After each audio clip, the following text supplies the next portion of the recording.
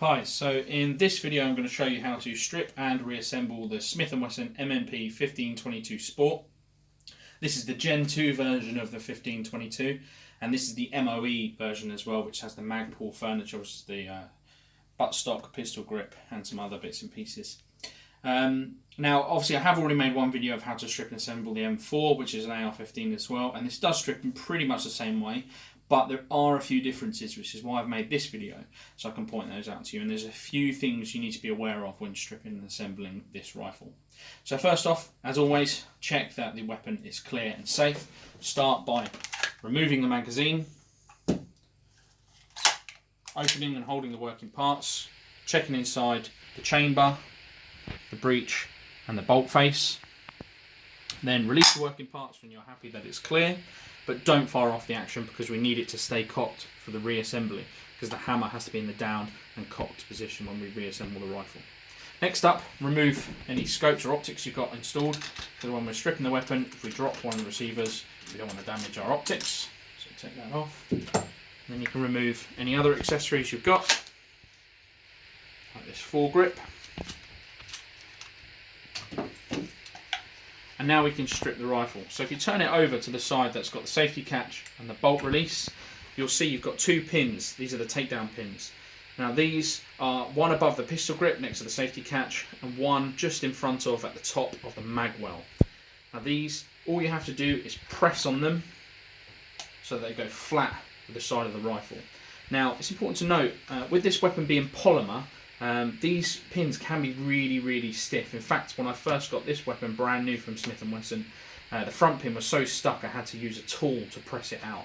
And if you have to do that with your rifle, best way to do that is cover it with a towel or a flannel, and then use something like an Allen key, a screwdriver, or even a nail will do, and press that through in order to get it out. And I think just where it's new, the polymer perhaps is designed to wear down a little bit over time, so it's stiff, but each time I do it, it gets a little bit easier. So now turn the rifle back over and you'll see that the two pins are now protruding out of the side of the rifle. So pull them all the way out until they click. They just come out that far when they click and stop. Don't pull them all the way out. They're not designed to come all the way out. And then the two receivers, the upper receiver and the lower receiver, can then come apart. Now on most AR-15s at this point, they'll pretty much just fall apart. But again, I think with this being polymer, it fits very snug. And so it does need a bit of force in order to pull the two receivers apart. What I do is I tend to put them onto a flat surface, like my knee, and then I just break them apart like that. Then you can place the lower receiver off to one side. Now with the upper receiver, we can remove the charge handle and the bolt. We just take the charge handle and unlock it and slide it all the way out with the bolt and the bolt carrier.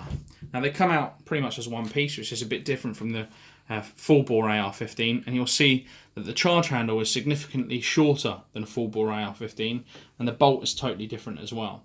You'll also notice on the lower receiver there's no buffer spring. This is just solid here. There is a hollow buffer tube which you can access by taking the buttstock off, as some people use it as storage, but there is no buffer spring. And that's because this spring here is essentially doing the job of the buffer spring, because this is a blowback rifle being 2.2. So that cycles the bolt there.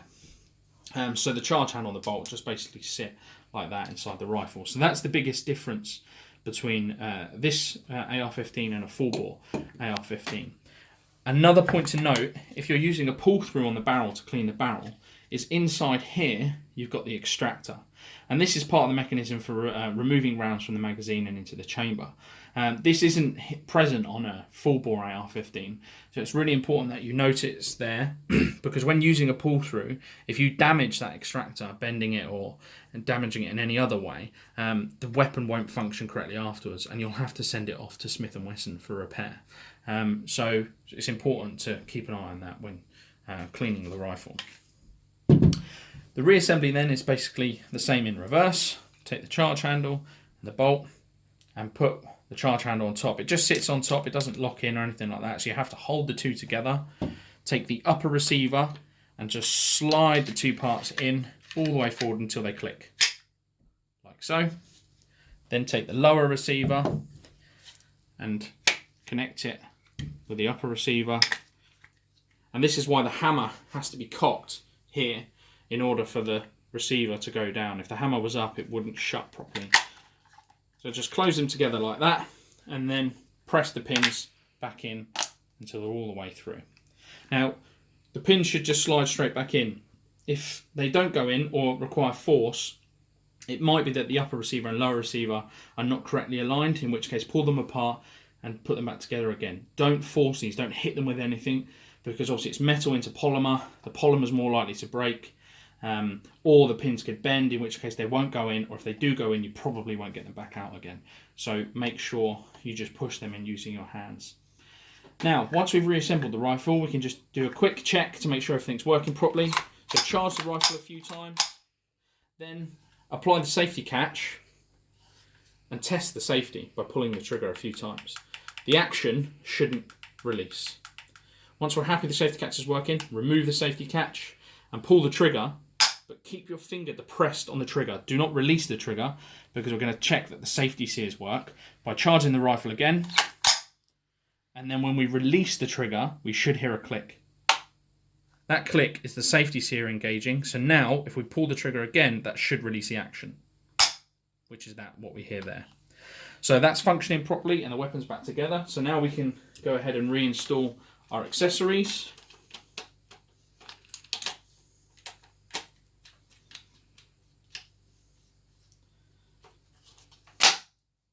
And our optics.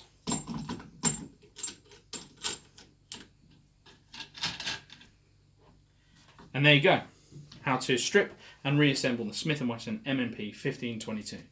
Thanks for watching.